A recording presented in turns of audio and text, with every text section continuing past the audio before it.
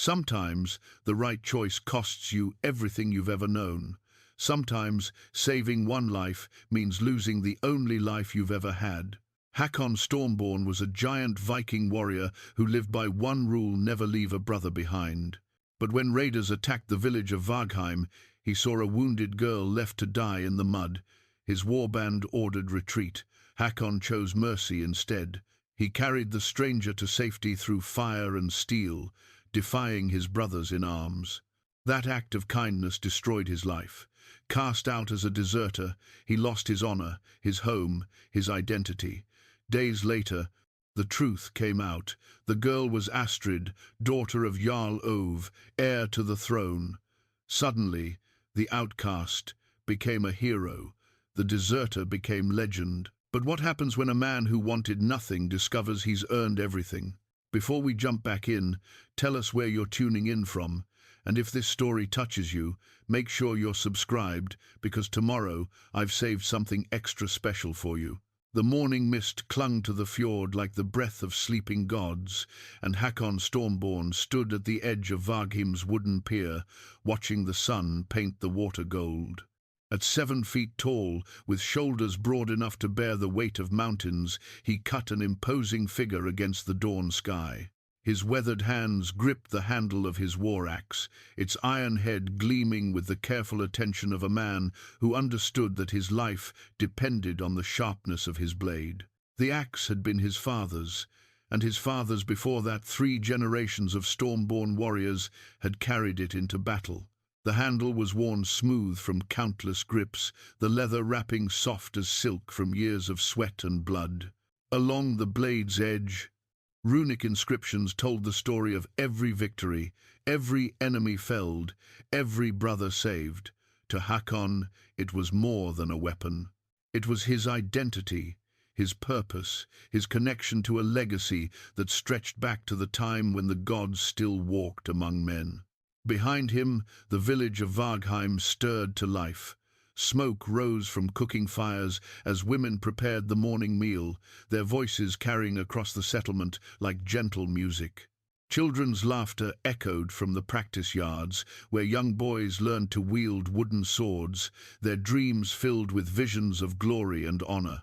The sound brought a rare smile to Hakon's scarred features. He remembered being one of those boys, desperate to prove himself worthy of a warrior's life. Lost in thought again, giant? The voice belonged to Eric Blackbeard, Hakon's closest friend and shield brother. Eric was smaller than Hakon, most men were, but what he lacked in size, he made up for in cunning and speed. His dark beard was braided with silver rings, each one marking a significant victory in battle. The others are gathering. Bjorn wants to speak with the warband. Hakon nodded, shouldering his axe in its leather harness.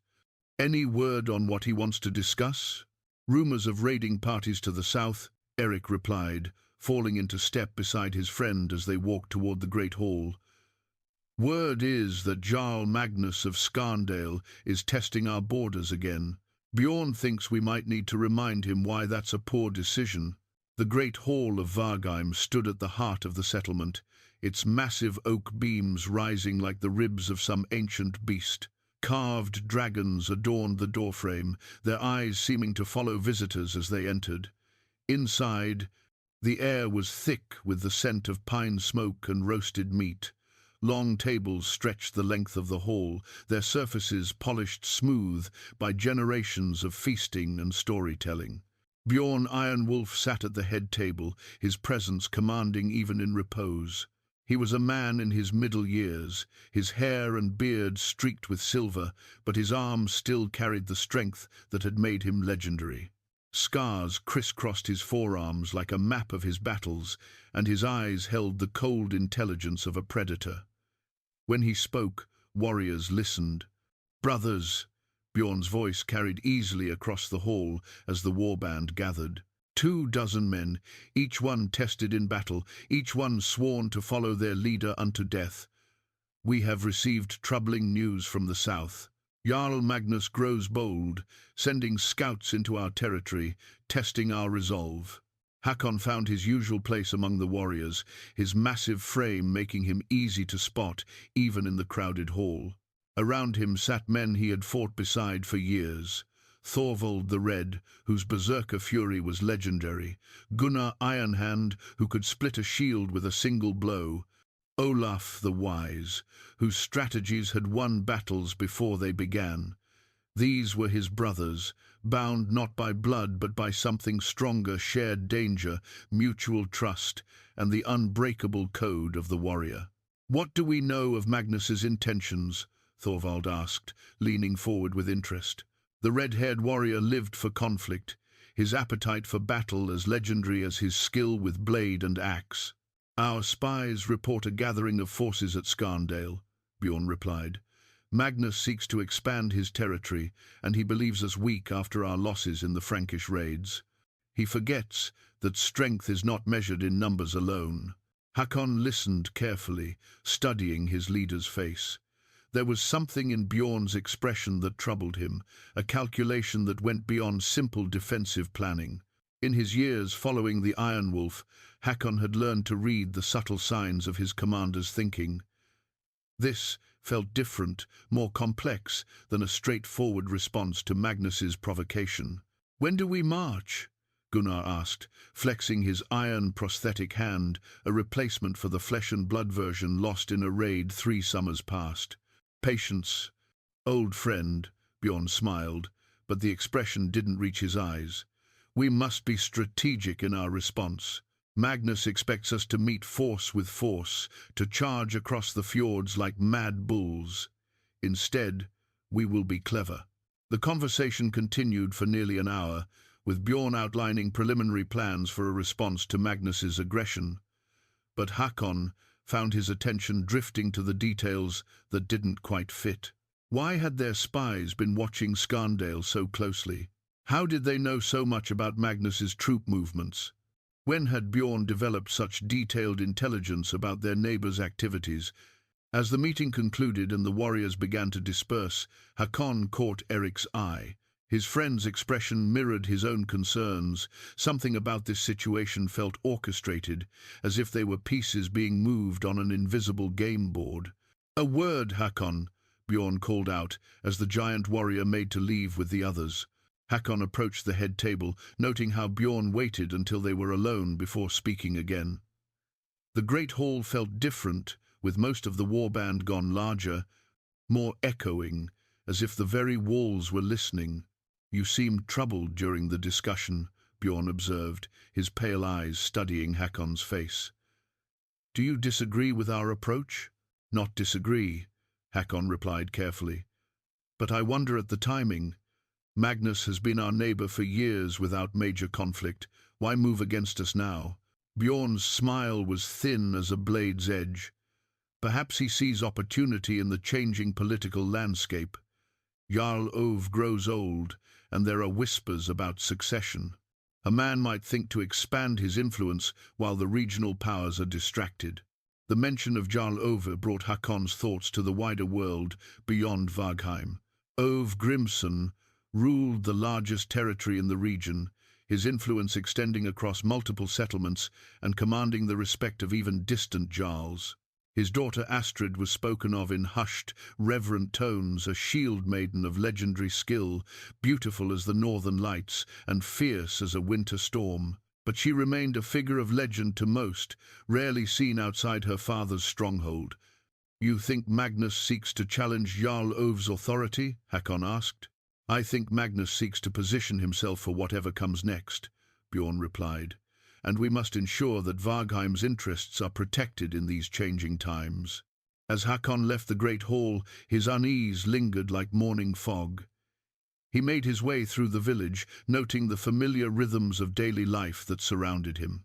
At the blacksmith's forge, old Thoric hammered out horseshoes and spear points, the ring of his hammer keeping time with the village's heartbeat.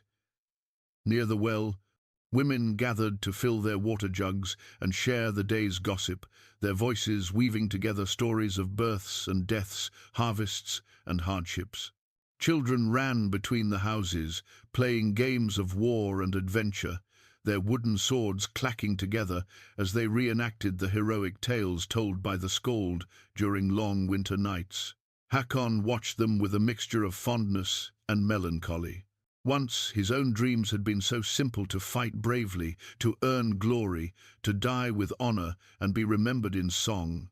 At the village's edge, where the cultivated fields gave way to wild forest, Hakon found his favorite thinking spot, a massive boulder that offered a view of both the settlement and the surrounding countryside. He settled his bulk against the stone and let his mind wander, trying to understand the source of his growing disquiet.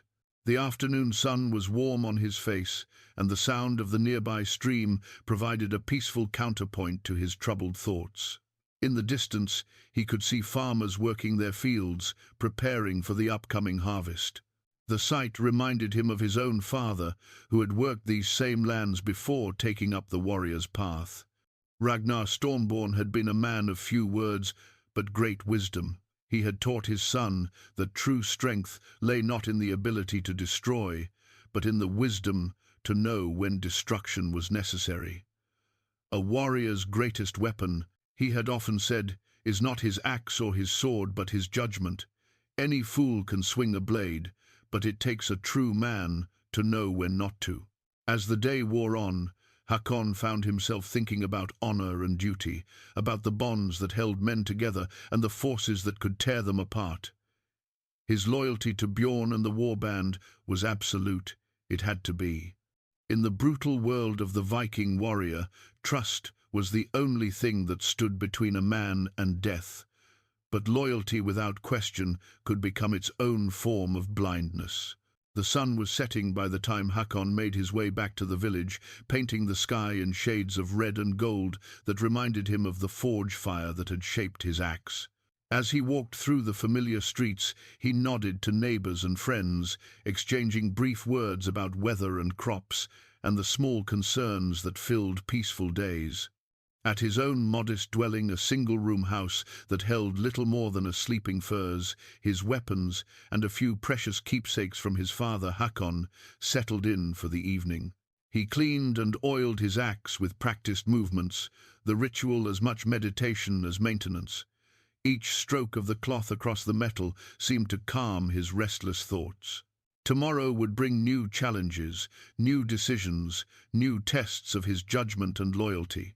But tonight, in the quiet sanctuary of his home, Hakon Stormborn allowed himself to simply be not a warrior, not a legend, just a man trying to understand his place in a world that seemed to grow more complex with each passing day. Outside his small window, the stars emerged one by one, each point of light a reminder of the vast tapestry of fate in which every life was but a single thread. The gods alone knew what patterns those threads would weave, what story they would tell when the final chapter was written. All a man could do was live with honor, fight with courage, and hope that when the end came, he would be remembered as someone who had made the world a little better for his presence in it. The wind whispered through the pine trees surrounding Vargheim, carrying with it the scent of distant storms and the promise of change. In his bed of furs, Hakon Stormborn closed his eyes and dreamed of battles yet to come, unaware that the greatest test of his life was already approaching on the wings of that same wind. The attack came with the dawn, sudden and brutal as a lightning strike from Thor's hammer.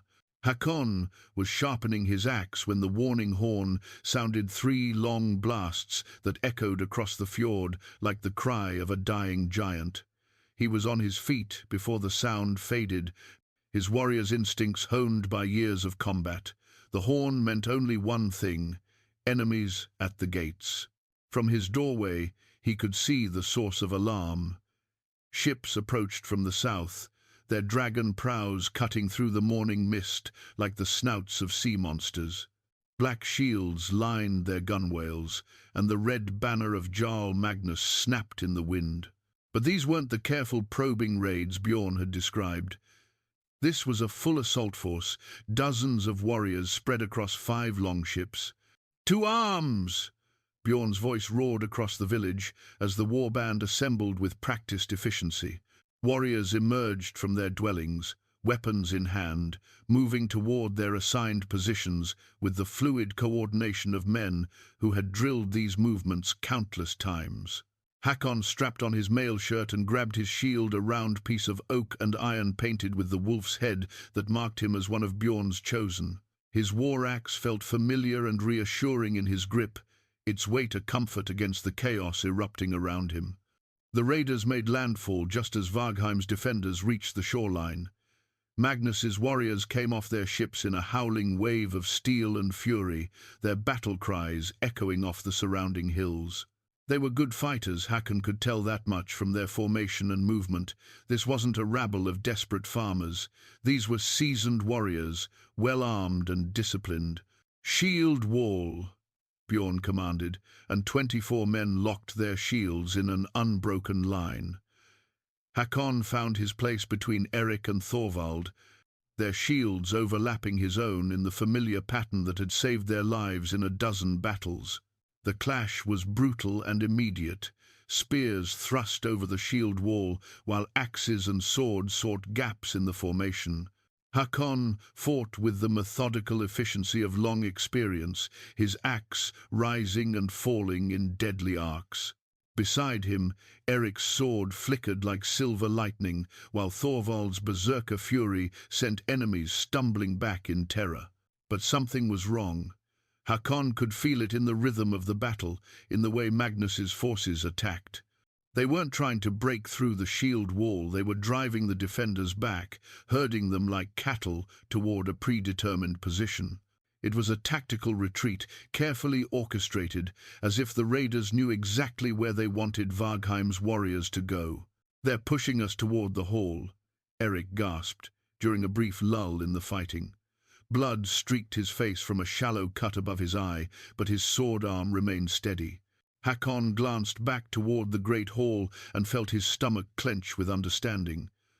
The building sat on higher ground, surrounded by open space that would make it easy to defend, but also easy to surround. If Magnus's forces could drive them there, they could lay siege and starve out the defenders. "Bjorn!" Hakon called out, but their leader was already moving, shouting orders that seemed designed to facilitate exactly the retreat the enemies wanted. "We need to break their line, push them back to the water. Fall back to the hall," Bjorn commanded instead. "We make our stand there." The retreat was orderly but costly. Magnus's warriors pressed their advantage, and several of Vargheim's defenders fell during the fighting withdrawal. Hakon found himself near the rear guard, his massive frame serving as an anchor point for the defensive line as they gave ground, step by bloody step. That's when he saw her. At first, she was just another figure in the chaos, a warrior in mail and leather, fighting with the fluid grace of someone born to the sword. Her cloak was rich blue wool, torn now and stained with mud and blood.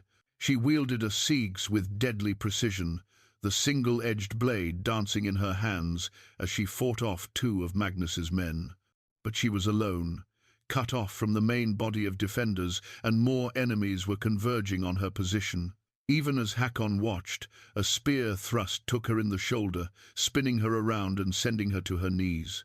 The enemy raiders closed in for the kill. "Hold the line," Bjorn's voice cut through the battle noise. "No one breaks formation." The command was tactically sound. Breaking the shield wall to rescue one isolated warrior would doom them all. Every man in the warband knew it, accepted it. In battle, hard choices had to be made. Some died, so others could live. Hakon knew all of this, understood it, had lived by such brutal calculus for most of his adult life.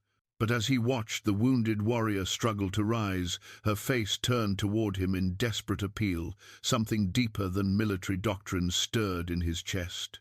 She was young, barely more than a girl, despite her obvious skill. Her eyes held the same fierce determination he'd seen in his sister's face years ago, before the fever took her. The same refusal to yield, even when hope was gone. The enemy shield that lay beside her bore Magnus's red boar, the mark of their overlord. But something about it seemed wrong, too new, too clean, as if it had been painted recently to disguise its true allegiance. Hakon, Eric's voice brought him back to the moment. The lines moving. The shield wall was retreating again, step by measured step toward the great hall. In moments, they would be past the point where the fallen warrior lay bleeding in the mud, past the point where anyone could help her. Hakon's father's voice echoed in his memory. A warrior's greatest weapon is his judgment. But Ragnar had also taught him something else. Words spoken on a winter night when young Hakon had questioned the necessity of protecting the weak. Strength without mercy is not strength at all, my son. It is merely violence dressed up in fine words.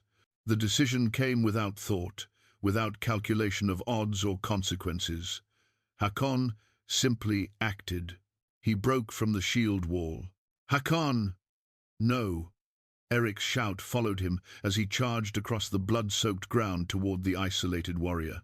Magnus's men saw him coming and turned to meet his attack, but they were not prepared for 7 feet of Viking fury, driven by desperate purpose. His axe took the first man's head clean off, the blade continuing its arc to bury itself in the second raider's chest. A spear thrust glanced off his mail as he reached the fallen warrior, scooping her up in his free arm as if she weighed nothing at all.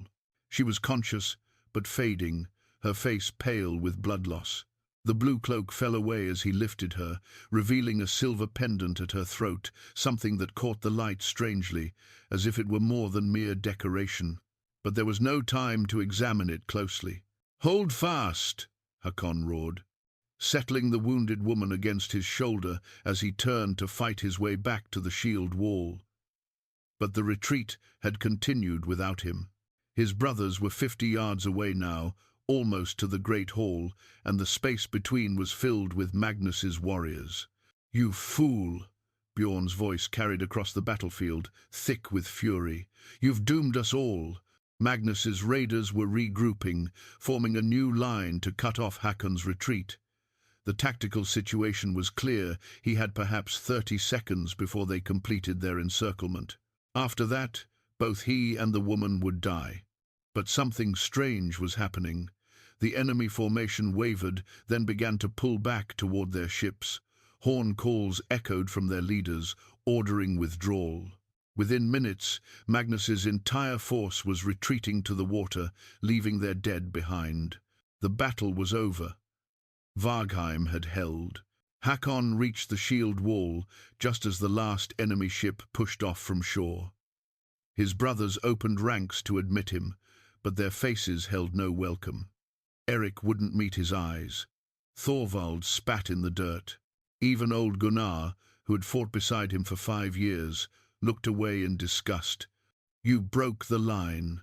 Bjorn's voice was quiet, which made it more terrible than any shout. "You abandoned your sworn brothers for a stranger." The wounded woman stirred in Hakon's arms, her eyes fluttering open. For a moment their gazes met, and he saw something there, gratitude, yes, but also a kind of recognition, as if she knew exactly what his choice had cost him. "Who is she?" someone asked.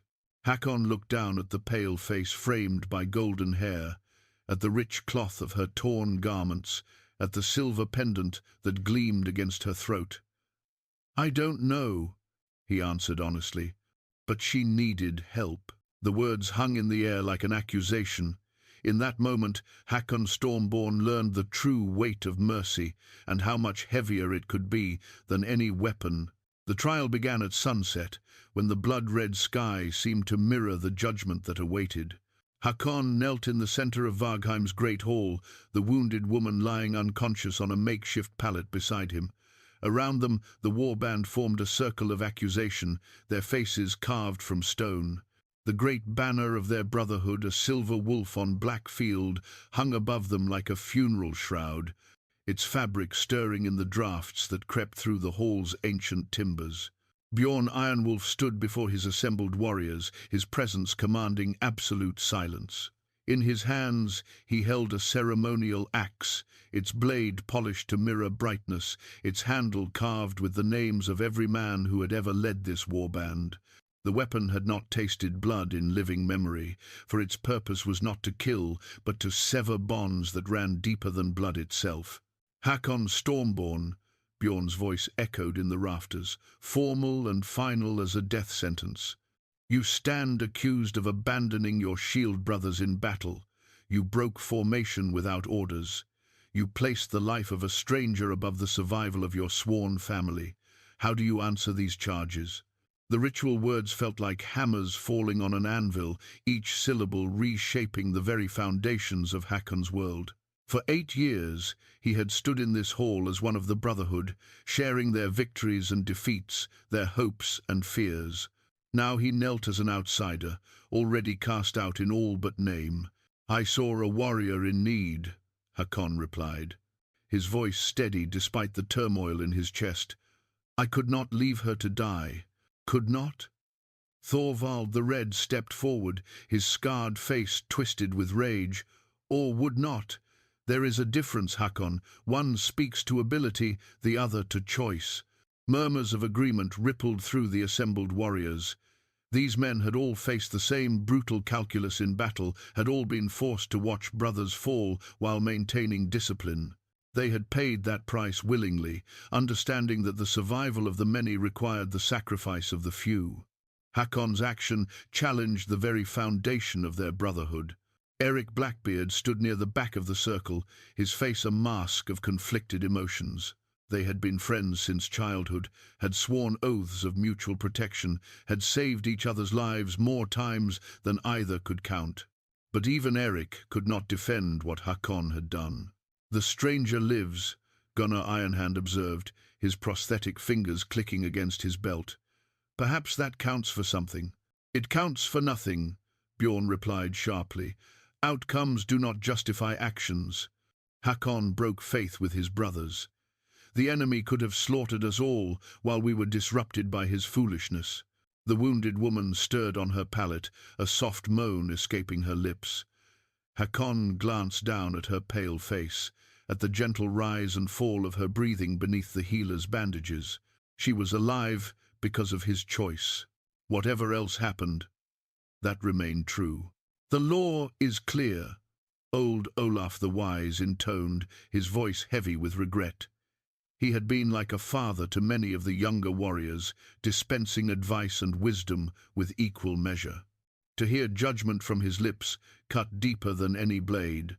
Abandonment of duty in battle carries one penalty, exile from the Brotherhood. The words hit Hakon like physical blows. Exile meant more than just banishment from the warband. It meant the loss of identity, of purpose, of everything that gave meaning to his existence. A warrior without brothers was no warrior at all, merely a man with weapons, adrift in a world that had no place for him. Bjorn raised the ceremonial axe, its blade catching the firelight like captured lightning. Hakon Stormborn, by your own actions, you have severed the bonds that tied you to this brotherhood. Your name will be struck from our roll of honor. Your deeds will be forgotten. Your oath is broken, and ours to you is broken in return. The axe descended, not upon flesh but upon the carved wooden plaque that bore Hakon's name among the roll of the warband's members.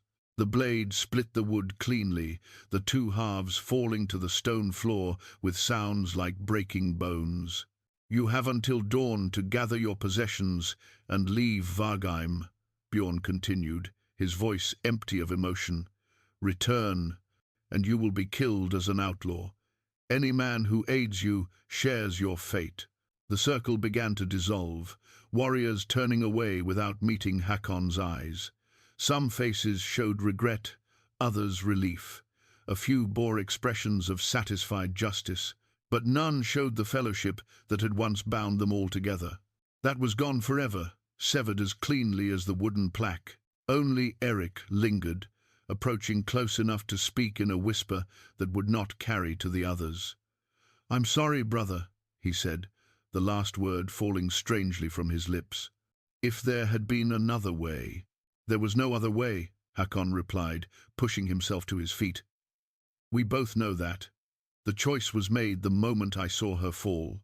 Eric nodded, understanding passing between them like a final gift. Then he too turned away, his shoulders bowed with grief for the friendship that duty had forced him to abandon. Alone now, except for the unconscious woman, Hakon gathered his few possessions. His war axe, the one inheritance his father had left him, would come with him into exile. His mail shirt, won in his first battle as a sworn warrior, bore too many memories to leave behind. A few personal items, a small purse of silver, the clothes on his back, the sum total of 8 years of loyal service. As he prepared to lift the wounded woman, Bjorn approached one final time. The warband leader's face was unreadable, but something in his eyes suggested depths that had not been revealed during the trial. "You realize what you've done?" Bjorn asked quietly. "Not just to yourself, but to all of us? The warband's reputation for discipline is our greatest weapon. Your action undermines that." "I realize what I've done," Hakon replied. "I saved a life. You destroyed a brotherhood." The two men stared at each other for a long moment, years of shared battle and mutual respect hanging between them like smoke. Then Bjorn stepped aside, allowing Hakon to pass. The wounded woman was lighter than her warrior's gear suggested, her body slack with unconsciousness as Hakon lifted her in his arms. Her head lolled against his shoulder, and he caught the scent of her hair, something clean and wild, like mountain streams and pine forests. As he carried her toward the great hall's doors, Hakon caught sight of his reflection in a polished shield hung upon the wall. The face that looked back at him seemed older somehow, marked by loss in ways that went deeper than mere physical scars. The man who entered this hall had been Hakon Stormborn, warrior of the Wolf Brotherhood. The man who left was simply Hakon, exiled, alone, and responsible for a life he barely understood. The great doors closed behind him with a finality that echoed through his bones. Ahead lay only darkness and uncertainty, the weight of an unconscious woman in his arms, and the heavier burden of consequences he was only beginning to comprehend. But as he walked into the night, carrying his unknown charge toward whatever fate awaited them both, Hakon found that he felt no regret. The choice had been his to make, and he had made it. Honor, he was beginning to understand, was not always found in following orders.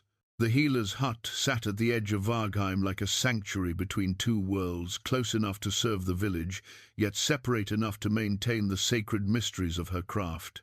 Ingrid the Wise had tended wounds and illnesses for more years than most could remember, her weathered hands guided by knowledge passed down through generations of healers. She opened her door without surprise when Hakon appeared on her threshold, the unconscious woman cradled in his massive arms. Word of the exile had already spread through the village with the speed that only shameful news could achieve, but Ingrid's pale eyes showed no judgment, only professional assessment of the wounded stranger. "Bring her inside," the old woman commanded, clearing space on her workbench with practiced efficiency. "Gently now, she's lost more blood than she can spare." Hakon laid the woman down with surprising tenderness, his warrior's hands suddenly clumsy with uncertainty. Up close, in the steady light of Ingrid's oil lamps, he could see details that the chaos of battle had obscured. Her face was finely boned, aristocratic in its proportions, with skin that spoke of a life lived mostly indoors. Her hair was the color of winter wheat, braided with silver threads that caught the lamplight. "She's no common shield maiden," Ingrid observed, beginning her examination with gentle probes that elicited soft moans from her patient. "Look at these hands, calloused from sword work, yes, but soft otherwise. And this pendant," she lifted the silver ornament that hung at the woman's throat, studying the intricate knotwork with knowing eyes. The pendant was unlike anything Hakon had seen before, its surface covered with runic inscriptions so small and precise they seemed to shift in the lamplight. At its center sat a stone that wasn't quite blue and wasn't quite green, holding depths that suggested vast distances or profound mysteries. "What does it mean?" Hakon asked. "Protection," Ingrid replied, but her tone suggested the simple word carried layers of meaning. Old magic, older than the Christ god the southern traders babble about. This is a healer's runestone, carved by someone with true knowledge of the ancient ways. As if responding to mention of her talisman, the wounded woman stirred, her eyelids fluttering. Ingrid immediately began preparing a sleeping draught, mixing herbs with practiced precision, while speaking in the gentle, sing-song voice she used with all her patience. Rest now, child. You're safe. The giant here pulled you from the jaws of death itself, though it cost him dear. The woman's eyes opened fully, focusing with effort on Hakon's face. Her gaze held intelligence and something else, a strength of will that matched his own. When she tried to speak, only a whisper emerged, but Ingrid leaned close to catch the words. "My thanks," the stranger managed, her voice carrying the educated accent of nobility. "Who? Questions can wait," Ingrid interrupted firmly, administering her sleeping potion with gentle authority. "Understanding will come with time." As the draught took effect, the woman's eyes remained fixed on Hakon until consciousness faded. He found himself unsettled by her direct gaze, as if she had seen something in him that he didn't recognize in himself. "She'll live," Ingrid pronounced, beginning to clean and stitch the worst of the wounds. The spear missed anything vital, though she'll carry the scar always. A finger's width lower, and it would have pierced her heart. Hakon watched the healer work, her movements sure and economical despite her age. Outside, he could hear the sounds of the village settling into evening conversations, carried on the wind. Children being called to their suppers, the distant lowing of cattle returning from pasture. Normal life continuing as if nothing fundamental had changed. "They'll not welcome you back," Ingrid said without looking up from her stitching. "The exile is complete. Even I risk censure by helping you." "Then why do you help?" Hakon asked. The old woman paused in her work, considering the question with the gravity it deserved. "Because I've lived long enough to know that sometimes the greatest courage lies not in following orders, but in knowing when to break them. Your father would be proud." The mention of Ragnar Stormborn brought a tightness to Hakon's chest.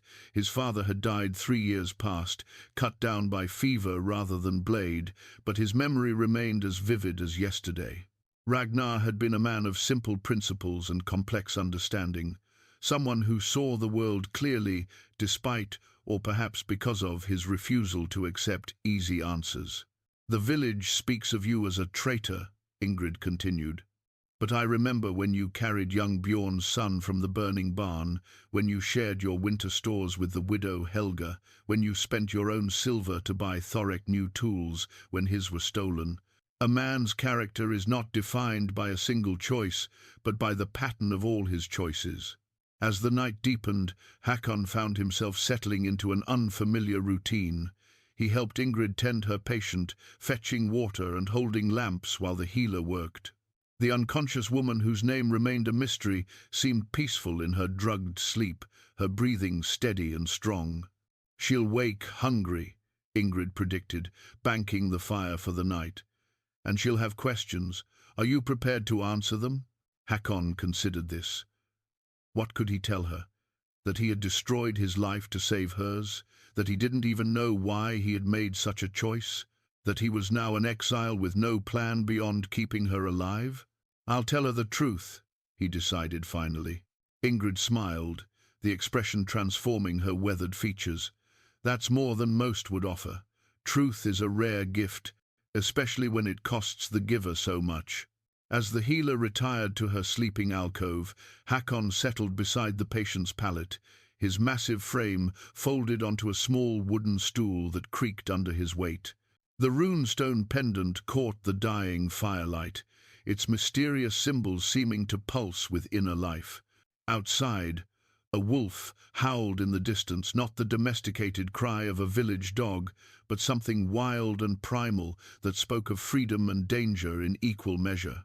The sound seemed to echo through Hakon's bones, reminding him that he too was now a creature of the wilderness, cut off from the safety of civilization by his own choices. The woman stirred in her sleep, murmuring words in a dialect he didn't recognize. Her hand moved restlessly, searching for something that wasn't there. Without thinking, Hakon reached out and gently took her fingers in his own, offering what comfort he could. Her restlessness settled at his touch, and for the first time since the battle, Hakon felt a moment of peace. Whatever came next, whatever consequences awaited them both, this moment existed a small island of calm in the storm of uncertainty that had become his life. She awakened with the dawn, her eyes clearing like mist, lifting from still water. Hakon had dozed fitfully in his chair through the night, his warrior's instincts keeping him alert even in sleep. The first sound of movement brought him fully awake, and he found himself looking into eyes, the color of winter sky, pale blue, with depths that suggested both storms and serenity.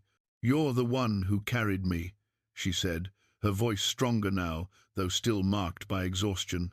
It wasn't a question but a statement of recognition, as if she had been studying his face in her dreams.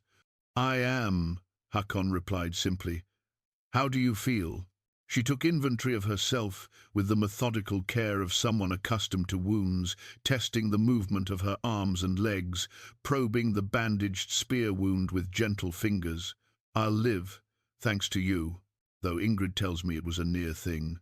The healer appeared from her alcove, as if summoned by mention of her name, carrying a steaming bowl that filled the small hut with the aroma of herbs and broth. "Indeed, it was, child. Another hour in that mud, and you'd have bled your life away."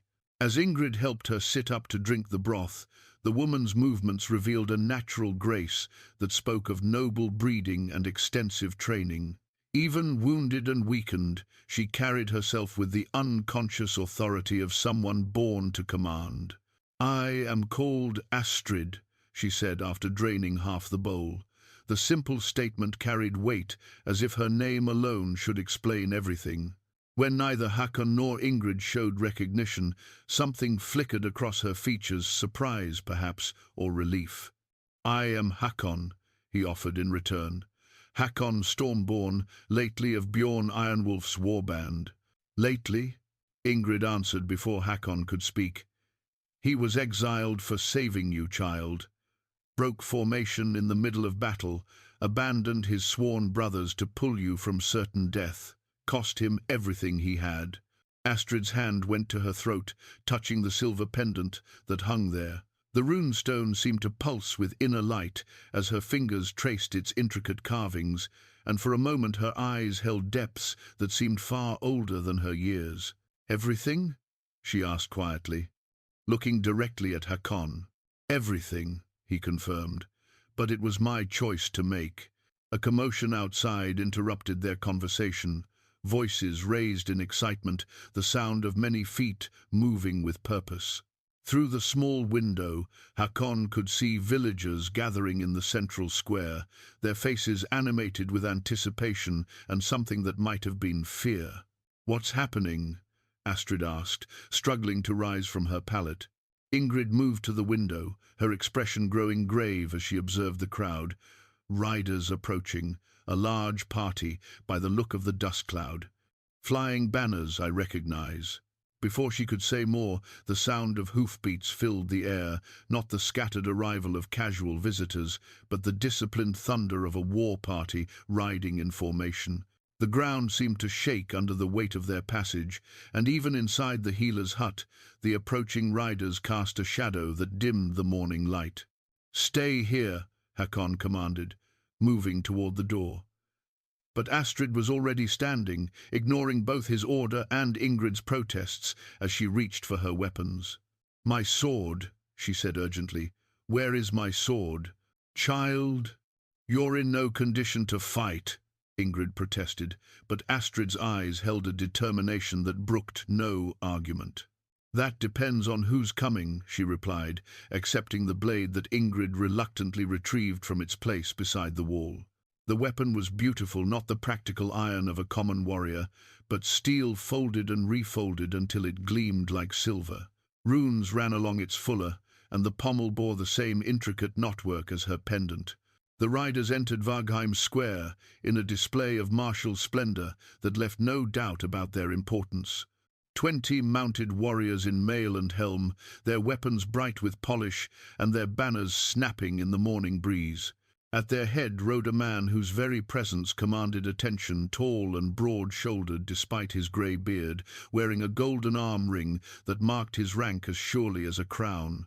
Hakon's breath caught as he recognized the central banner. The golden boar on a field of green could belong to only one man in all the Northlands. "Jarl Ove," he whispered. Astrid's reaction was immediate and telling. The colour drained from her face, and her free hand went again to the pendant at her throat, but instead of fear, her expression held something closer to resignation, as if she had always known this moment would come. "My father," she said quietly, the words dropping into the silence of the hut like stones into still water. The revelation hit Hakon like a physical blow. Jarl Ove Grimson, ruler of the largest territory in the region, commander of over 1,000 warriors, the man whose word could determine the fate of entire settlements, and this woman, this stranger for whom he had sacrificed everything, was his daughter. Astrid Grimsdottir, not just any nobleman's child, but the heir to one of the most powerful jarls in the Northlands. The woman whose marriage would someday unite kingdoms, whose children would rule territories that stretched from fjord to mountain. The woman for whom he had destroyed his life was so far above his station that even speaking her name without permission could be considered an insult. "You didn't know," she observed, watching his face with those impossibly blue eyes. "I didn't know," he confirmed, feeling the weight of unintended consequences settling on his shoulders like a mountain. Outside, Jarl Ove's voice boomed across the square, calling for the village elders, demanding information about his missing daughter. The authority in his tone brooked no delay, no evasion. This was a man accustomed to immediate obedience, whose slightest wish became law across vast territories. "He'll want answers," Astrid said, straightening despite her wounds. "And he'll want justice for whatever wrong he believes has been done." "What will you tell him?" Hakon asked. Astrid was quiet for a long moment, her fingers working the pendant with unconscious rhythm. When she finally spoke, her voice carried the weight of royal decision. "The truth," she said, "that a warrior whose name I didn't know saved my life at the cost of everything he held dear. That honor isn't always found in following orders. That sometimes the greatest courage lies in standing alone." Through the window, they could see Jarl Ove dismounting, his movements sharp with barely contained anger and worry. The most powerful man in the region had come looking for his daughter, and Hakon Stormborn, exiled warrior, outcast, and reluctant hero, was about to discover what price the gods demanded for mercy shown to royalty. The confrontation in Vargheim Square unfolded like a scene from the ancient sagas, the kind of moment that skalds would remember and embellish for generations to come. Jarl Ove stood at the center of the gathering crowd, his presence transforming the humble village square into a court of judgment. His warriors had formed a protective circle around him, their hands resting on sword hilts, with the casual readiness of men who had seen too much battle to be surprised by violence. The golden arm ring on his bicep caught the morning light, and the silver threads in his beard gleamed like frost on winter iron. "Bring forth whoever has knowledge of my daughter," he commanded, his voice carrying the absolute authority of a man accustomed to obedience. "Astrid Grimsdottir was last seen 3 days, ride north of here. If harm has come to her in your territory, there will be a reckoning." The village elders approached with the careful deference due to a Jarl of Ove's stature, but their eyes kept darting toward the healer's hut, where Hakon waited with growing dread. Word of the exile had spread through Vargheim faster than wildfire, but even that shame paled beside the magnitude of what was about to unfold.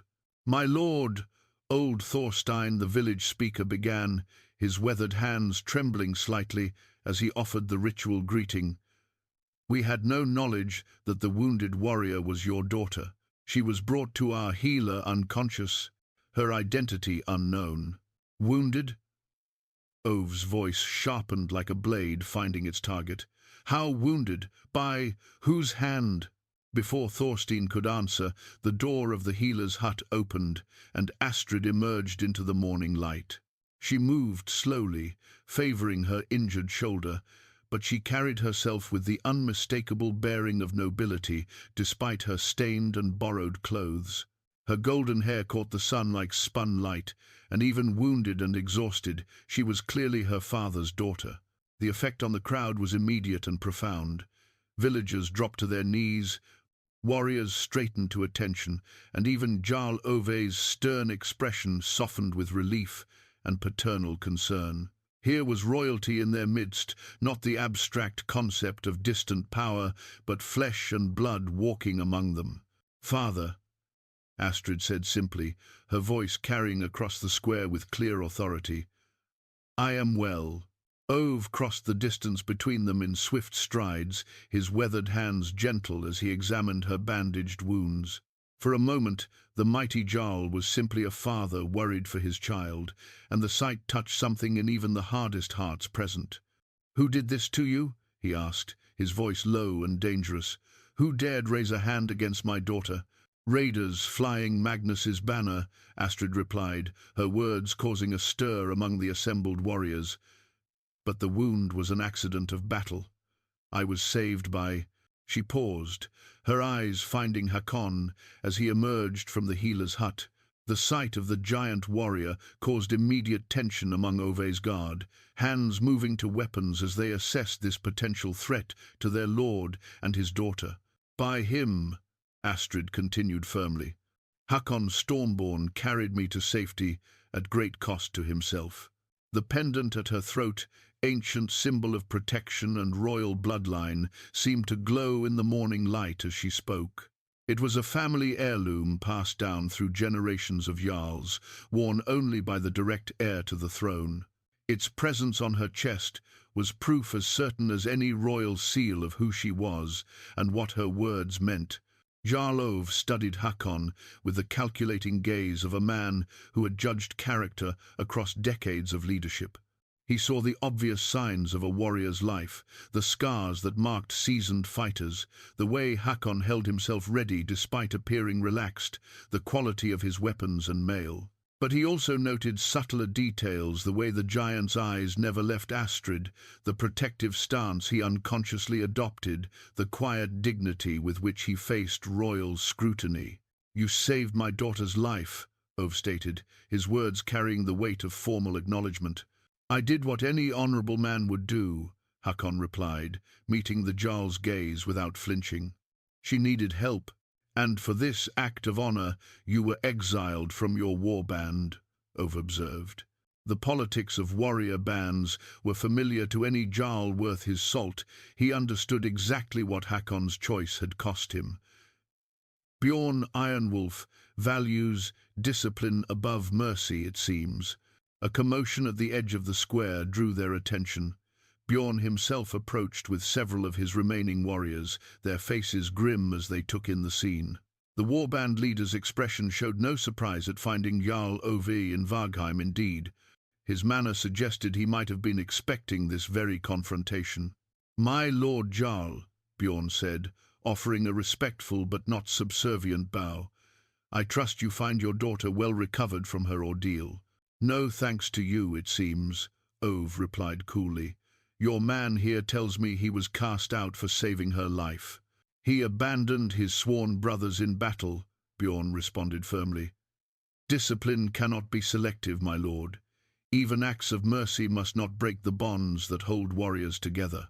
The tension in the square was thick enough to cut with a sword. Two different concepts of honor faced each other, the absolute loyalty demanded by military discipline and the individual conscience that sometimes demanded defiance of orders. Both men were right according to their own understanding, which made the conflict all the more bitter. Astrid stepped forward, her movement causing both men to focus on her. Despite her wounds and exhaustion, she commanded attention like a lodestone drawing iron. "The question is not whether Hakon broke military law," she said, her voice carrying the authority of royal judgment. The question is whether that law serves justice or merely convenience. A code that forbids mercy is not honor, it is cowardice. Dressed in fine words, her words struck Bjorn like physical blows. To be lectured on honor by a woman, even a royal one, challenged everything he believed about warfare and command. But to argue with Jarl Ove's daughter in her father's presence would be political suicide. The law must be consistent, Bjorn insisted, though his voice had lost some of its certainty. If every warrior makes his own judgment about orders, then perhaps those giving orders should ensure they deserve to be followed, Astrid interrupted, her blue eyes flashing with royal fire. True leadership earns obedience through wisdom, not through fear of punishment. Jarl Ove watched this exchange with growing interest, his gaze moving between his daughter, the exiled warrior, and the increasingly uncomfortable warband leader. Political calculations were clearly running through his mind, considerations of alliance, obligation, and the delicate balance of power that kept his territory stable. The ancient bloodline pendant at Astrid's throat caught the light again, reminding everyone present of the royal blood that gave weight to her words and the political implications of whatever judgment was rendered here. The truth came from an unexpected source, a dying man's confession that shattered everything they thought they knew. It was young Leif who brought the wounded raider to the square, the boy's face pale with the importance of his discovery. He had found the man crawling through the forest, gut-shot and fevered, wearing the red boar of Magnus, but carrying something that didn't belong. "He keeps asking for mercy," Leif stammered to Jarl Ove, his voice cracking with adolescent uncertainty. "Says he has words that must be spoken before he dies." The raider was a pitiful sight, blood soaking through makeshift bandages, his face grey with approaching death, yet his eyes held the desperate clarity that sometimes comes to men in their final moments. As Hakon and two of Ove's warriors carried him into the square, something metallic fell from his belt and clattered on the stones. A dagger. But not just any blade, this one bore the wolf's head symbol of Bjorn's warband etched into its guard. "Where did you get this?" Jarl Ove demanded, holding up the weapon so all could see. His voice cut through the morning air like winter wind, and even Bjorn's warriors stepped back from their leader. The dying man's laugh was bitter as burnt ale. "Came with my orders," he wheezed, blood flecking his lips. "Proof of payment, proof that Bjorn Ironwolf honors his bargains." The words fell into the square like lightning striking dry timber. Bjorn's face went white, then flushed red with rage. But before he could speak, the raider continued his deadly testimony. "Wasn't supposed to survive," he gasped, his trembling hand pointing at Astrid. "Girl was the target. Kill her quiet-like, make it look like Magnus did it. Start a war between the Jarls, while Bjorn positions himself as peacemaker." Hakon felt the world shift beneath his feet. Every assumption about honor and duty, every belief about the warband's righteousness, crumbled like sandcastles before the tide. He stared at Bjorn, the man he had followed for 8 years, whose orders he had obeyed without question, whose approval he had sought like a son seeking his father's love. "You're lying," Bjorn snarled, but his voice held the hollow ring of a man whose lies were collapsing around him. "This wretch speaks poison with his dying breath." "Am I?" The raider's smile was ghastly in his ruined face. "Then explain why you knew exactly when the attack would come, why you positioned your warband perfectly to retreat toward the hall, why you abandoned the girl to die except this giant fool ruined everything." Astrid's hand went to her pendant, the ancient runestone that had protected her bloodline for generations. In the morning light, its surface seemed to pulse with inner fire, as if responding to the proximity of treachery and violence. "The retreat," Hakon said slowly, understanding flooding through him like ice water in his veins. "You knew they would attack. You planned the whole thing." "Proof," Jarl Ove demanded, his voice deadly quiet. Around him, his warriors had drawn their weapons, reading the threat in their lord's tone. You make accusations that could start wars. Where is your proof? The dying raider reached into his tunic with shaking fingers, withdrawing a leather pouch that clinked with the sound of silver. Payment, he whispered. Half now, half when the deed was done, Bjorn's mark on every piece. Ove spilled the contents onto the ground, and silver coins scattered across the stones, each one bearing the wolf's head stamp that marked them as coming from Bjorn's personal treasury. The evidence was undeniable, damning as the testimony of the gods themselves. Magnus was never part of this, the raider continued, his voice growing weaker. Poor bastard doesn't even know his banner was borrowed. This was all Bjorn's design: kill the heir, blame a rival, position himself as the grieving friend who could broker peace. Marriage alliance with Ove's sister's daughter, consolidation of power, eventual rule over both territories. The political brilliance of the scheme was staggering in its scope and cynical calculation. Bjorn would have emerged as the hero who brought peace after tragedy, the trusted ally who helped Jarl Ove navigate his grief while maneuvering himself into position as heir to a united territory. Except Hakon ruined it all. The dying man laughed, blood running down his chin. Big fool saved the girl, exposed the plan. Now we're all dead men, and Bjorn's ambitions die with us. The confession finished, the raider's head fell back, his eyes staring sightlessly at the morning sky. In the silence that followed, the only sound was the whisper of wind through the pine trees and the soft clink of silver coins settling on stone. Bjorn stood frozen in the center of the square, surrounded by evidence of his betrayal and the accusing stares of men who had trusted him with their lives. His face cycled through emotions, rage, desperation, calculation, before settling on the cold acceptance of a gambler whose final throw had failed. "You understand nothing," he said finally, his voice empty of warmth or regret. "Ove grows old. His heir is a girl who plays at being a warrior. The territories need strong leadership, not romantic ideals about honor and mercy. So you decided to provide it," Astrid said, her voice cutting like a blade through silk. "By murdering me and manipulating my father's grief. By taking what I was strong enough to hold," Bjorn replied. "That's how the world truly works, princess. The weak serve the strong, and pretty words about honor don't change that fundamental truth." Hakon stared at the man he had followed for 8 years, seeing him clearly for the first time. Every lesson about loyalty and brotherhood, every speech about duty and sacrifice, all of it had been manipulation, tools to forge weapons out of honorable men's hearts. "You made us all complicit," Eric said, his voice hollow with realization. The other warriors of Bjorn's band stood frozen, understanding that their own honor had been perverted, their loyalty turned into an instrument of betrayal. "The warband is finished," Thorvald whispered, his berserker's fury replaced by something closer to despair.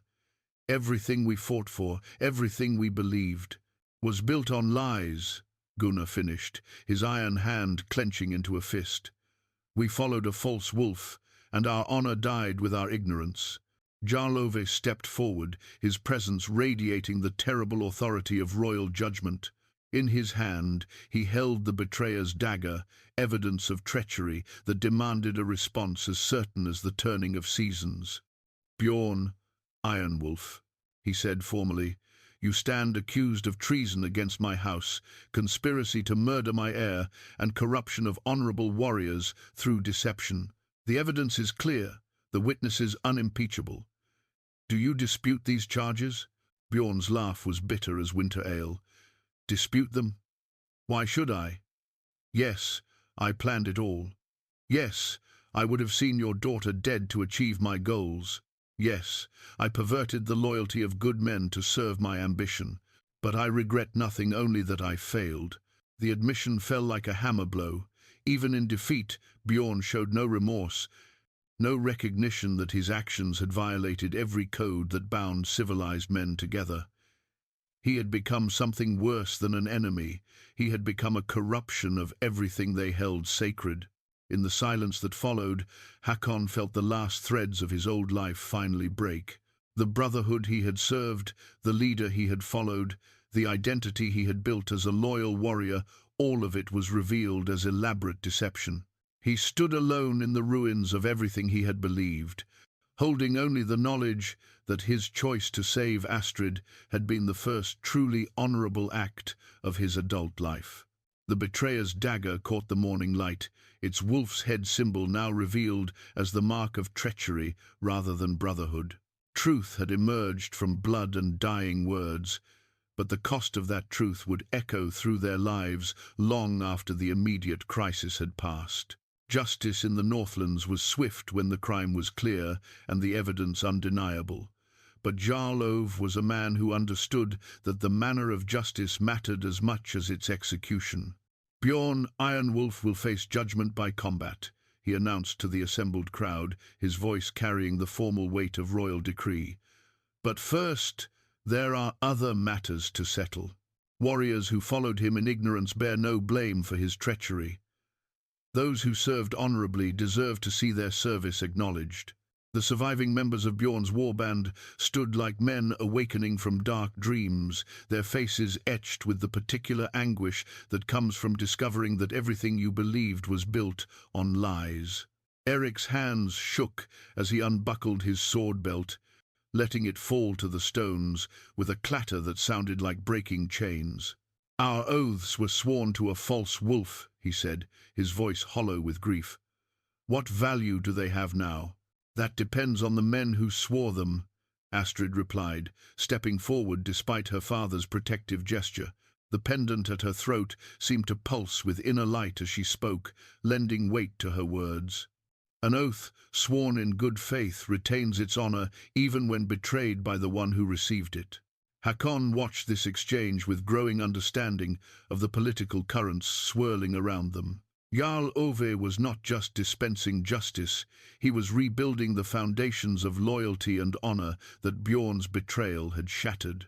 The surviving warriors represented valuable fighting men whose skills and experience could serve the realm, but only if their honor could be restored. "The question before us," Ove continued, "is what form that justice should take. Bjorn's crimes demand death, but the manner of his dying will echo through the halls of every jarl in the Northlands. It must be done properly." Old Ingrid emerged from her hut, carrying in her weathered hands an object that made the assembled crowd gasp with recognition and reverence. Thor's hammer pendant, ancient beyond memory, carved from meteoric iron that had fallen from the very halls of the gods. It was said that whoever wore it in righteous combat could not be defeated, though the pendant chose its own bearer and had been seen only in legends for 3 generations. "The gods themselves demand justice," she said, her voice carrying the authority of one who spoke with the ancient powers. "This crime goes beyond mortal law. It strikes at the very foundations of trust that bind our people together." She approached Hakon, the pendant gleaming in her outstretched palm like captured starlight. "The hammer chooses its bearer, and it has chosen you, Hakon Stormborn. The man who valued honor above orders, mercy above brotherhood, truth above comfort." The crowd stirred with awe and uncertainty as Ingrid placed the cord around Hakon's massive neck. The pendant settled against his chest with a weight that seemed far greater than its small size should bear, and for a moment those watching swore they felt the presence of something vast and ancient stirring in response. "I'm not the right choice," Hakon said quietly, but his hand moved unconsciously to cover the pendant. "I'm an exile, a man without brothers or standing. You're a man who chose right when choosing right was hardest," Astrid replied, her eyes holding depths that seemed to reflect the wisdom of generations. "That makes you exactly the right choice." Bjorn laughed bitterly from where he stood, surrounded by Ove's guards. "So the princess chooses her champion, and the gods provide convenient signs to support her preference. How wonderfully neat it all becomes." "You mistake cynicism for wisdom," Jarl Ove replied coldly. "But if you doubt the gods' will, you're free to face divine judgment yourself. Choose your weapon and meet Hakon in single combat." The survivor will be judged to have spoken truth. The proposal hung in the air like smoke from a ritual fire, heavy with implications that went far beyond personal combat. This would not be mere entertainment or simple execution, it would be a trial by ordeal, the ancient form of justice that called upon the gods themselves to determine guilt and innocence. "And if I refuse?" Bjorn asked, though his hand was already moving toward his sword. "Then you die as a common criminal, your body thrown to the wolves without honor or memory," Ove replied. "But if you accept combat, at least you die as a warrior, whatever your crimes." The choice was no choice at all, and everyone present knew it. Bjorn had been many things: traitor, manipulator, architect of betrayal, but he remained a warrior to his core. He would not choose a dog's death when a warrior's ending was offered. "I accept," he said, drawing his sword with the fluid motion of a man who had done so 10,000 times before. Let the giant learn that good intentions are no match for skill and experience. As the combatants prepared for battle, the crowd formed a circle in the square's center, creating the sacred space where justice would be determined by strength of arm and favor of gods. This was older than law, older than kings, the primal form of judgment that had served their people since the world was young.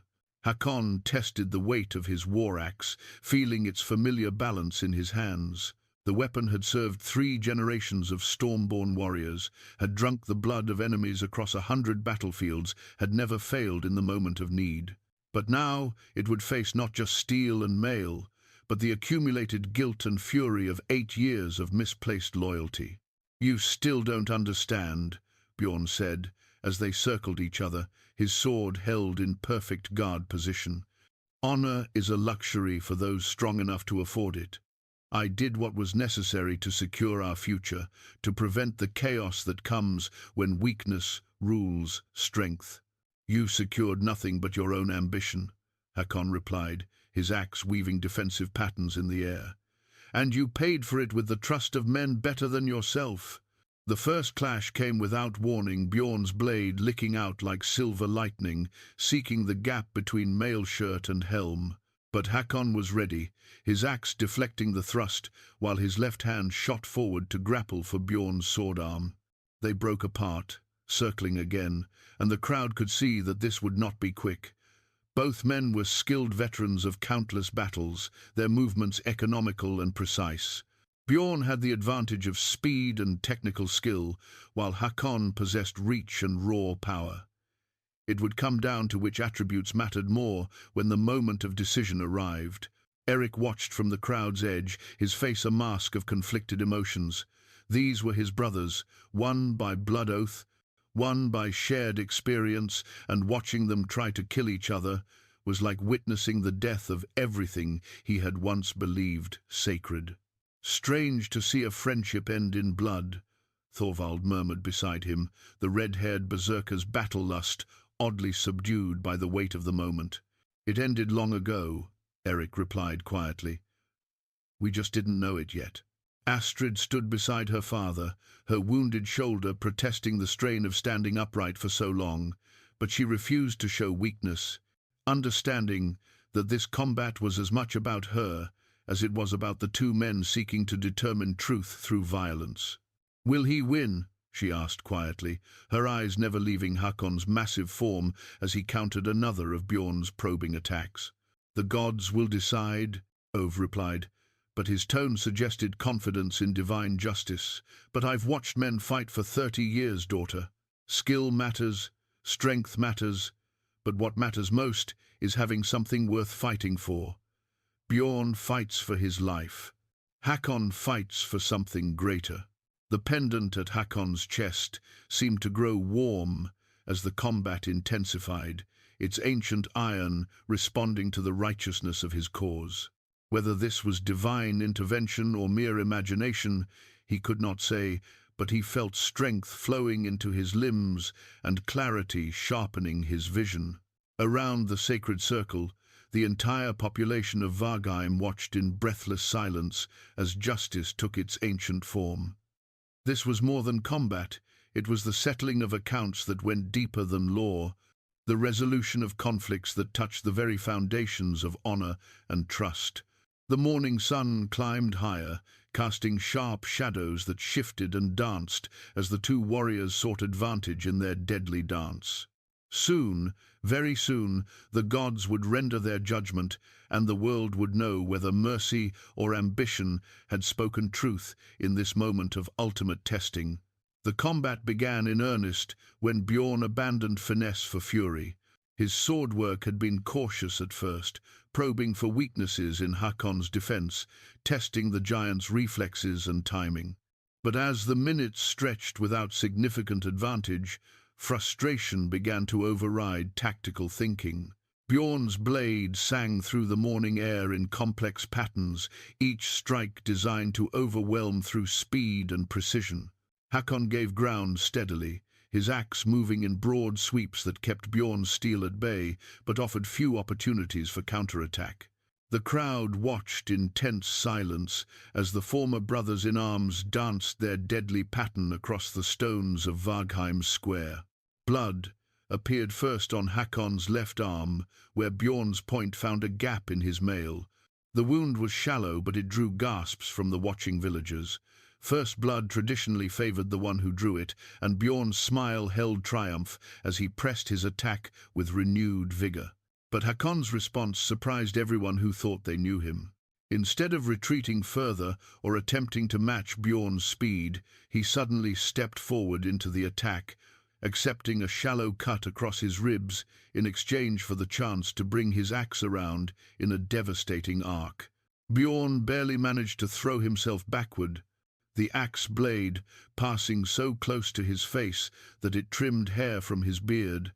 The near miss shook his confidence, reminding him that while he might be faster, his opponent's single successful strike would end the fight immediately. "Getting old, Bjorn," Hakon said quietly, his breathing still controlled despite the exertion. "Age shows in the hesitation before the killing blow." The psychological warfare was as calculated as any physical attack. Bjorn was indeed past his prime, though still formidable, and the reminder of mortality struck deeper than steel. His next combination was slightly off-tempo, and Hakon's axe caught his sword near the guard, sending numbing vibrations up his arm. From the crowd, Astrid watched with growing understanding of why the gods had chosen Hakon as their instrument. It wasn't just his size or skill, it was his patience, his willingness to absorb punishment while waiting for the perfect moment to strike. Bjorn fought like a man desperate to prove something. Hakon fought like a man who had already proven everything that mattered. The pendant at Hakon's throat caught the sunlight as he moved, its surface seeming to pulse with inner fire. Whether through divine intervention or simple psychology, it seemed to lend weight to his movements and certainty to his purpose. "You should have accepted my offer years ago," Bjorn panted during a brief separation, his sword weaving defensive patterns as he sought breathing space. "I would have made you my lieutenant, given you lands and gold. Instead, you chose exile for a stranger." "I chose honor over advantage," Hakon replied, moving forward again with inexorable purpose.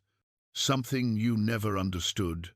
Their weapons met in a shower of sparks, steel ringing against iron in the ancient song of combat. Bjorn's technique remained superior, his blade finding small openings that left thin cuts on Hakon's arms and chest. But none of the wounds were serious, and the giant's advance continued with mechanical precision. Odin's spear, the artifact weapon that legend claimed could pierce any armor and never miss its target, lay propped against the wall of the great hall where it had rested for generations. Local myth said it would only reveal its true power when wielded by one chosen by the gods themselves, but it had remained dormant for so long that most considered it merely ceremonial. As the combat intensified, something strange began to happen. The ancient spear started to vibrate, its iron point gleaming with unnatural light. Several villagers noticed the phenomenon and pointed in awe, their whispers spreading through the crowd like ripples across still water. Bjorn, focused entirely on his opponent, didn't see the spear's awakening. But Hakon felt something, a pull, a calling, as if the weapon recognized in him the divine champion that legends had long prophesied. The gods themselves bear witness, old Ingrid whispered from her place at the circle's edge. The spear stirs for the first time in living memory. Jarl Ove's eyes widened as he saw the ancient weapon's response. This was beyond mere combat. Now they were witnessing something that would be remembered in saga and song for generations. The trial by combat had become a divine judgment, with powers older than memory, taking active interest in its outcome. Bjorn's next attack came with desperate fury, a combination of cuts and thrusts that would have overwhelmed most opponents. But Hakon weathered the storm, his axe deflecting each strike, while his left hand reached out not toward his opponent, but toward the awakening spear across the square. The crowd gasped as Odin's weapon trembled, then lifted from its resting place, sliding through the air as if pulled by invisible hands toward the outstretched fingers of the chosen champion. For the first time since the combat began, real fear showed in Bjorn's eyes. The spear settled into Hakon's grasp like it had been waiting for his touch across the centuries. Odin's weapon was lighter than it appeared, its balance perfect in a way that defied the crude iron of its construction. Runes along its shaft blazed with sudden fire, ancient words of power that spoke of justice and divine will. The crowd fell to their knees as they witnessed magic older than their oldest memories stirring to life. Bjorn's sword trembled in his grip as he faced not just a man, but an instrument of the gods themselves. His tactical mind, sharpened by decades of combat, understood immediately that the nature of their contest had fundamentally changed. This was no longer about skill or strength, it was about worthiness in the eyes of powers that judged the hearts of mortals. "You cannot win through divine favor alone," he snarled, but his voice carried an edge of hysteria. "I am still the better warrior." His final assault came with the fury of a man who understood he faced not just death, but divine condemnation. Swordwork that had defeated dozens of enemies in single combat, technique refined through years of brutal experience, all focused into a series of attacks that should have overwhelmed any mortal defender. But Hakon was no longer fighting as merely mortal. The spear moved in his hands with purpose beyond his own will, deflecting strikes he couldn't have seen coming, positioning itself for counters his conscious mind hadn't planned. It was as if Odin himself guided the weapon, using Hakon as the vessel for divine justice. The first decisive moment came when Bjorn's sword, seeking Hakon's heart, met the spear's shaft and simply stopped. The ancient iron held against the finest steel, as if it were immovable as mountain stone. Bjorn's eyes widened in disbelief as his momentum carried him past his intended target, leaving him open to retaliation. The spear's point traced a shallow line across Bjorn's ribs, parting mail rings like they were made of straw. The wound was precise, calculated, painful, but not immediately fatal. Divine justice, it seemed, would not be rushed. "Yield," Hakon commanded, his voice carrying harmonics that seemed to echo from the very stones beneath their feet. "The gods have rendered their judgment. Your guilt is proven." But Bjorn was beyond reason now, driven by the desperate fury of a man who saw everything he had worked for crumbling to ash. His next attack was pure berserker rage, abandoning all defense in a final attempt to land a killing blow before divine intervention could stop him. The spear met his charge with surgical precision. The ancient point slipped between mail rings as if they weren't there, finding the gap beneath his left arm where his desperate assault had left him unguarded. Steel met flesh, and Bjorn's forward momentum drove him deeper onto the divine weapon. He staggered backward, ichor flowing between his fingers as he pressed his hands to the wound. His sword fell from nerveless fingers, clattering on the stones with a sound like the breaking of oaths. "It should have been me," he gasped, dropping to his knees as strength flowed out with his life's blood. "I was strong enough. I had vision enough. The territories need leadership, not..." "The territories need honor," Astrid interrupted, stepping forward despite her father's protective gesture. The crown of the ancestors, ancient circlet that marked the true heir to royal authority, seemed to materialize from the very air, settling on her golden hair as if it had always belonged there. The crown's appearance was the final divine sign that no one could dispute. Forged in the earliest days when gods and mortals walked together, it would only manifest for one destined to rule with wisdom and justice. Its presence on Astrid's brow confirmed not just her legitimacy, but her readiness to lead. "You sought power through treachery and murder," she continued, her voice carrying the authority of royal judgment blessed by the gods themselves. "But true leadership is earned through service, through the willingness to sacrifice for others, rather than demanding others sacrifice for you." Bjorn's laugh was bitter as winter wind, blood flecking his lips as he spoke his final words. "Pretty speeches, princess. We shall see how long they last when the world tests your resolve with fire and sword." The light faded from his eyes as the last breath left his body, leaving behind only the empty shell of what had once been a great warrior corrupted by unchecked ambition. Divine justice had been served, but the cost in shattered trust and broken fellowship would echo for years to come. Hakon released his grip on the divine spear, and it faded from existence like morning mist, its purpose fulfilled. The runes along its shaft blazed one final time before vanishing, taking with them the tangible presence of the gods, but leaving behind the certainty that justice had been done. In the sudden silence that followed, the only sound was the wind through the pine trees and the soft sobbing of warriors who had lost not just their leader, but their faith in everything they had once believed sacred. The trial by combat was ended. Truth had emerged from violence, and the gods themselves had rendered their judgment clear for all to see. 3 months later, the hammer rang against the anvil in Vargheim's forge like the heartbeat of renewal itself. Hakon worked the steel with practiced hands, folding and refolding the metal until it sang with inner strength. The new war axe taking shape under his careful attention bore little resemblance to his father's weapon, though it was forged partly from that ancient blade's metal.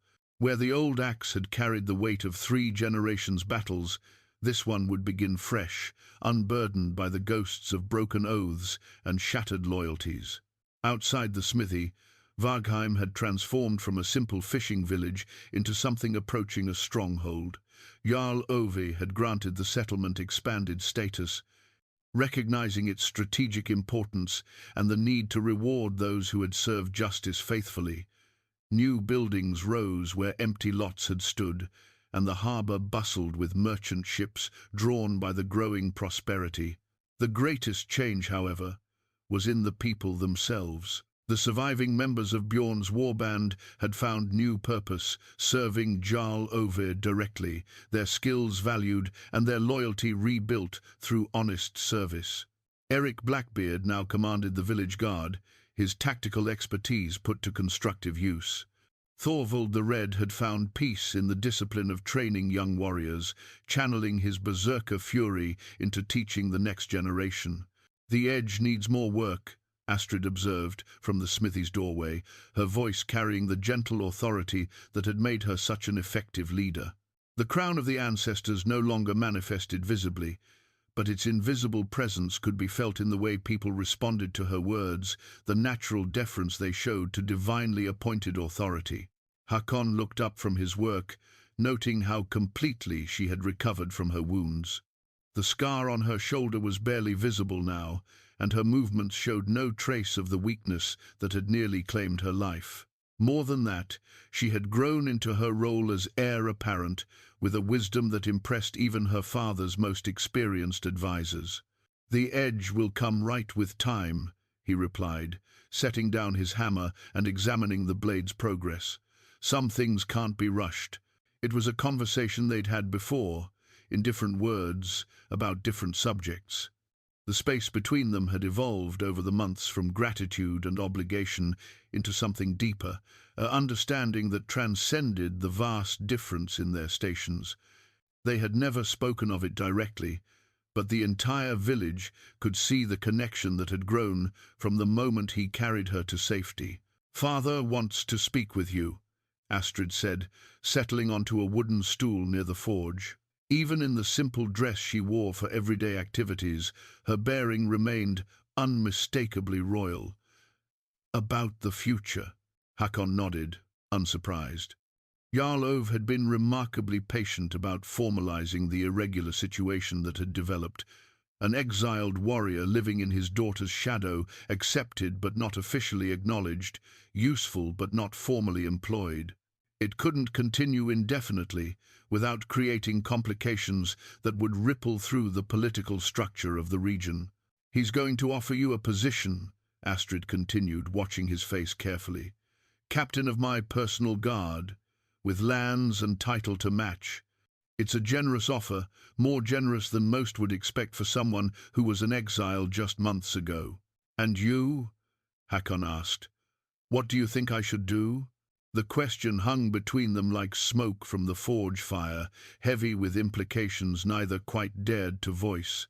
Both understood that accepting the position would mean remaining close to her, sharing in her future, whatever form it might take.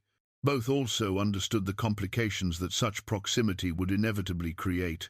"I think," Astrid said carefully, "that you should do what your heart tells you is right. It's served you well so far." Before Hakon could respond, a commotion outside drew their attention.